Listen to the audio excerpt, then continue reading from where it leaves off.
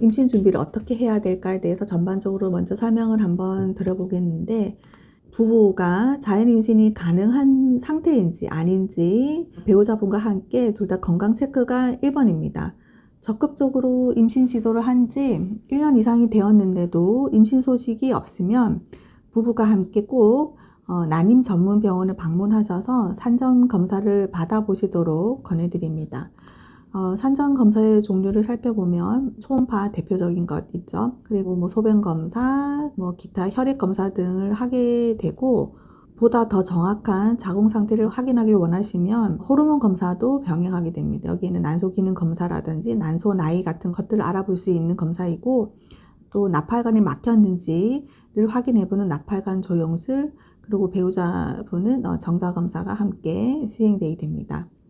요즘에 본인이 거주하시는 관내 보건소를 한번 홈페이지 들어가서 살펴보시면 보통 풍진 검사해 주는 경우가 있었고, 간염 검사라든지 소변 검사, 그리고 임신이 된 이후에 뭐 엽산을 무료로 제공을 해주는 보건소들이 제법 있었거든요. 임신 준비를 하시는 분, 그리고 임신 되신 분들이 어떤 혜택이 있는지 한번 먼저 살펴보시는 것도 도움이 되겠고, 자, 이제 언제까지 자연 임신 시도를 해야 할까요? 라고 물어보시는데, 또 첫 번째로 연령이 젊고, 그러니까 30세 이하입니다.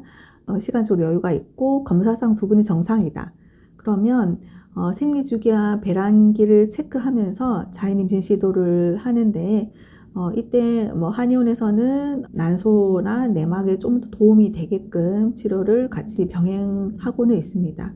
그리고 연령이 많고 난소 기능이 저하되어 있으신 분들은 자연 임신 시도를 3개월간 적극적으로 해보시다가 안 되시면 보통 인공수정 하시고, 그 다음에 시험관이라는 스케줄로 넘어가시는 경우가 많은데, 한의원에서도 이런 난소 기능을 강화한다든지 내막을 보강하는 치료를 같이 병행하실 수가 있습니다.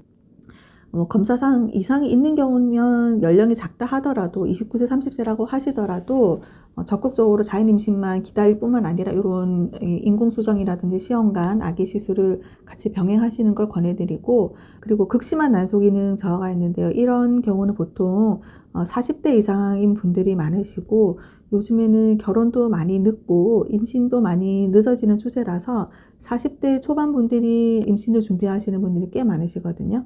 근데 이분들이 난소 나이가 아주 안 좋죠. 거의 폐경 수치가 나오시는 분들도 있고 생리가 들쑥날쑥하신 분들도 있기 때문에, 이런 분들은 어쨌든 자연 임신을 기다리실 시간이 없습니다. 최대한 빠른 기간 내에 시험관 아기를 하시는데, 이런 분들은 뭐 과배란 시술을 하셔도 난포 자체가 잘 안 큰다든지 난자 채취가 어려운 경우가 많거든요. 이런 분들 적극적인 한약 치료와 자궁의 집중적인 보강 치료를 꼭 하시도록 권해드립니다. 그리고 여성의 난임의 원인을 3가지로만 한번 알아보면, 첫 번째가 배란의 문제가 많은데요.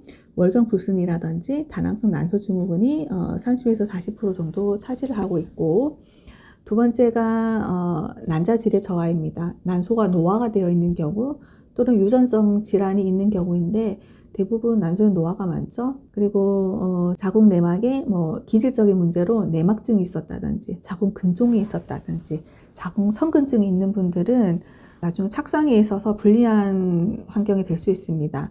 이 자궁 내막증이라는 것은 생리혈이 체로 배출되는 것이 정상이나 일부 혈액은 나팔관이나 뭐 난소 및 자궁 주변부로 이렇게 퍼지는 경우가 있거든요. 그러면은 자궁 주변부가 오염이 되고 난소에서 난포가 성장하는데도 방해가 되는 경우도 생기게 되고, 또 자궁 성근증은 자궁 내막 조직이 딱딱하고 부풀어 있고 거칠게 되어 있는 자궁이다라고 생각하시면 되겠습니다. 착상이 잘 되려고 하면 자궁 내막은 아주 폭신폭신한 환경이 돼야 되는데, 이런 경우도 착상에는 불리한 환경이라고 볼 수 있습니다. 검사상 유전자 이상도 없고 생리도 규칙적으로 잘 하시고 나이도 적절한 나이이신데 오랜 기간 이유 없이 임신이 안 되는 경우, 결국에는 착상의 문제가 많다라고 보시면 됩니다.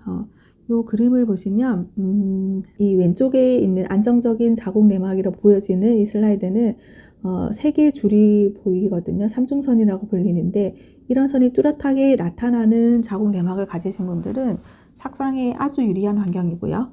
그 그 다음에 오른쪽에 보이는 불안정한 자궁 내막이라고 쓰여져 있는 이 슬라이드는 전반적으로 희미합니다. 그 삼중선 라인도 보이지 않고 경계선도 불투명하고 자궁 내부가 전부 다 좀 혼탁한 음영이 보이면서 이런 자궁 내 환경은 착상에 불리한 환경이라 보시면 됩니다.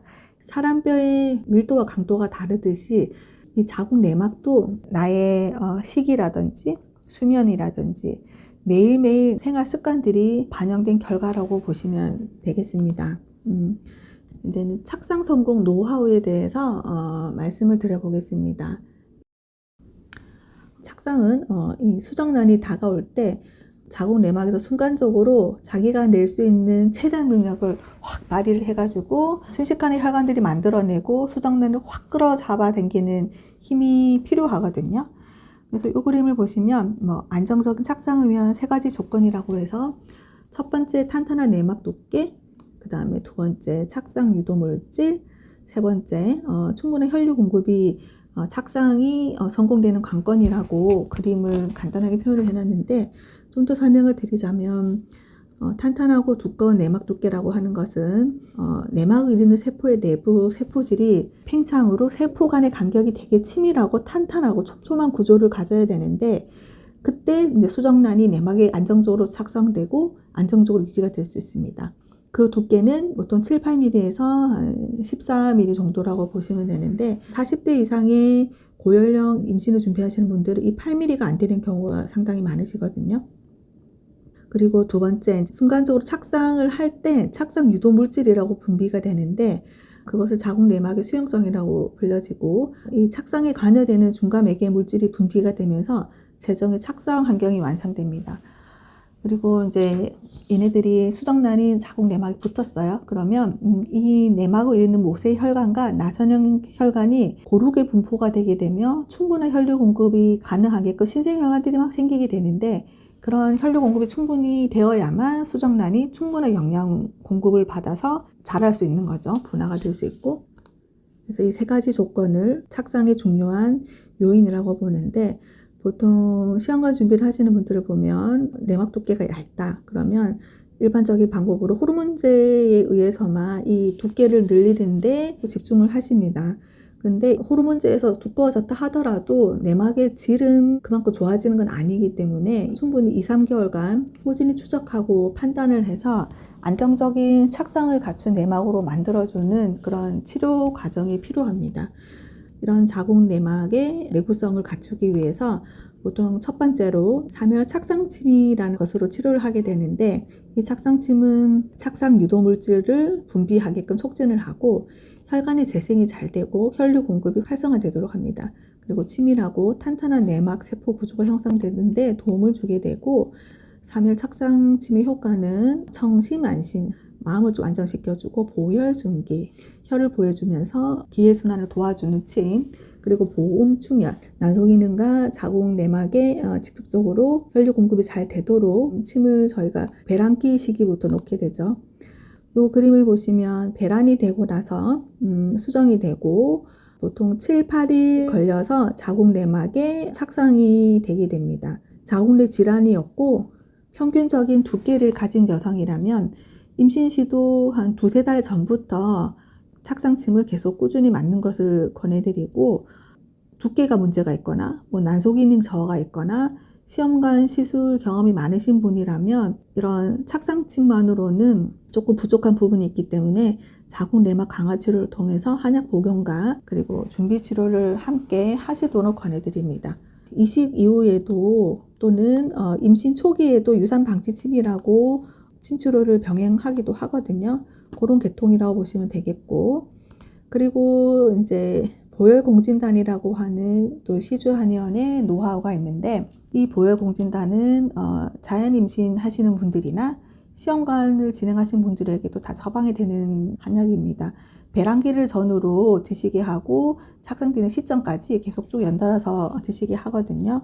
오늘 이제 생리 주기에 맞춰서 저희가 드시게 하는 그 시기가 있는데, 복용하시고 안 하시고는 착상력의 차이가 있고 그 다음에 성공률에도 도움이 된다라고 보고 있고, 그리고 시주한의원의 노하우 3번째로 자궁한약 치료를 말씀드릴 수가 있는데, 보통 아무 질환이 없이 임신만을 준비하시는 분들은 뭐 자궁을 따뜻하게 하는 치료라든지 아니면 착상 시기에 맞춰 착상탕을 드시게 한다든지 이런 한약을 처방하게 되고, 또 임신을 준비하시지만 질염이 계속 재발된다, 이런 분들은 질염 치료부터 먼저 하셔야 되거든요. 그런 분들에게는 뭐 해독 소염탕이라든지 뭐 청궁탕이라든지 이런 것들 처방해서 염증을 완화시키는 한약을 복용을 하고 어느 정도 자궁 내와 질 내부의 면역 환경을 잘 만들어 놓고 이제 임신 준비에 들어가게 되는 한약을 처방하게 됩니다. 그리고 시주한의원의 노하우 네 번째, 자궁 신부 치료라는 것이 있는데요.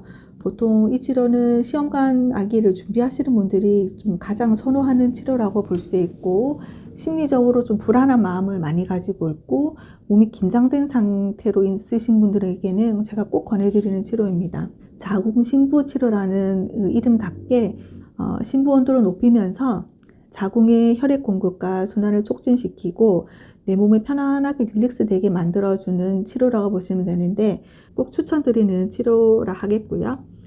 그 다음에 이제 마지막 시즈만의 노하우, 유산균을 소개해드리고 싶은데, 자궁 주변부에 염증이 많은 사람들, 그리고 장 기능이 약한 사람들에게 그런 부분을 돕는 유산균이라고 보면 되겠습니다. 우리의 자궁만 보고 치료하는 것이 아니라 인체의 면역력의 균형을 맞추고 자궁의 면역력의 불균형까지 함께 치료할 수 있는 유산균인데, 이거는 장기 복용 시 질염 예방 효과도 있기 때문에 저희가 질염 환자분들에게도 예방 차원에서 처방을 하는 제품이라고 볼 수 있겠습니다. 지금까지 시주한의원 노하우에 대해서 설명을 드렸고, 네, 여기까지 하겠습니다. 들어주셔서 감사합니다.